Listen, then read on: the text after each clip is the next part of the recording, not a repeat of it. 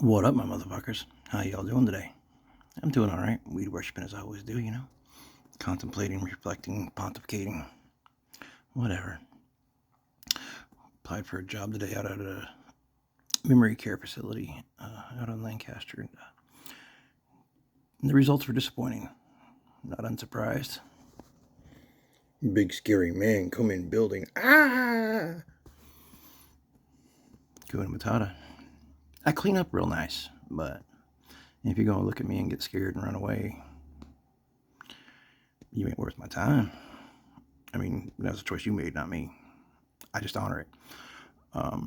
So I was sitting here contemplating my life and things that happened as always. And I don't know if you know anything about core or my faith. I've just started talking about it recently, but it's my relationship with God, and I found out through smoking weed. And I'm creating a church to protect nonconformity behavior, atheists, agnostics, LGBTQ, the ones that society says are a they or evil them. Oh, we gotta watch out for them. The things they're gonna do. My faith is stronger than most of those freezy pieces of shit, and I'm kind of done letting them bully my family. I claim all of humanity as my family. I'm an arrogant piece of shit, I know. I'm cool with it. I just want to sit here and smoke weed and have a good time, but society's not letting that happen, so I'm going to create a church to help educate everybody. And an important aspect to core, Church of Reason and Education, are teachers.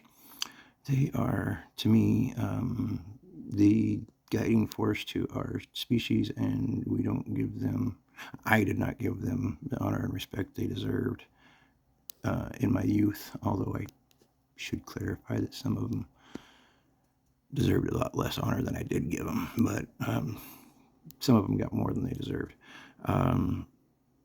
But is what it is. I'm going to try and make amends for what I did for the rest of my life, and I'm going to try to honor and glorify and raise teachers up as priests.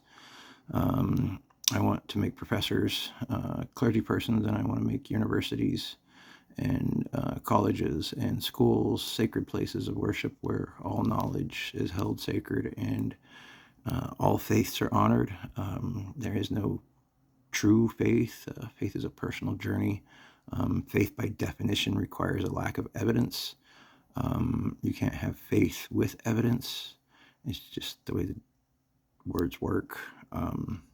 So teachers are very important to me in every aspect of my life. Right now, some of my biggest blessings, I'm not going to call anybody out, but I've got a former principal who lives near me. Spent a number of years educating America's Native youth in the Oregon area.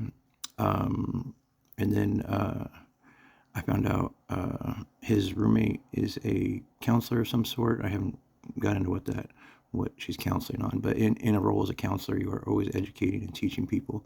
And then down on the end of my building here, I've got a young lady who's working on her master's in education. So there are literal, real life blessings to me in my faith all around. And the best thing about it, the coolest part of it, is I get to help them all. I get to go over and help him with his bills and his internet problems and this, that, and the other. And I get to help her with her little hardware problems and internet problems. And now I'm getting to help them down on the end with their machines and stuff. And those are all such incredible blessings to have people that are that's central to my faith and my ideals around me, that I'm being blessed with the opportunity. Yeah, truly blessings all around me. But today I was reviewing my life and the things I've been through, and one of the key moments in my life that led me to my relationship with God was the loss of my brother, Tim. He was one of the greatest men I've ever known in my life, and I didn't understand the importance of him in my life until he was gone. It's sadly the way of many things in this world, but it is what it is. But he's one of the few people in my life who I can genuinely say loved me, no strings attached. There was nothing for him to gain from it. There was no social obligation to it. I was an unwanted little stepbrother, and he took the time to want me. And that always meant a lot to me. I didn't really understand it, though, until he was gone. But when he was gone, not long after, I had a chance to say goodbye to him, and it wasn't like a ghost, or I knew he was there with me in the moment. And he was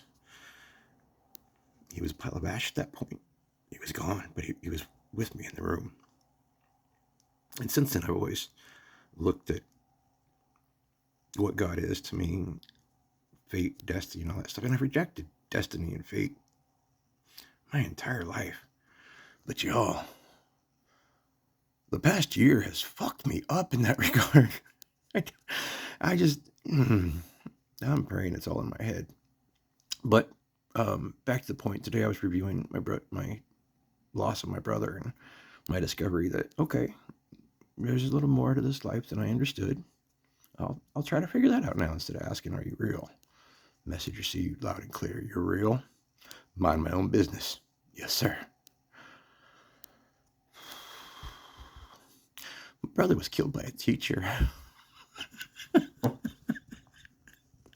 I never thought about it. It wasn't her fault. She was a daycare teacher. And one of her babies, I think it was her baby, got distracted. Nobody knows why. But she tried to, take care of her baby, and she lost sight of what was in front of her for a minute. And he died. And a week or two later, I found my path with God. I'm telling you, man. I can't fucking explain it.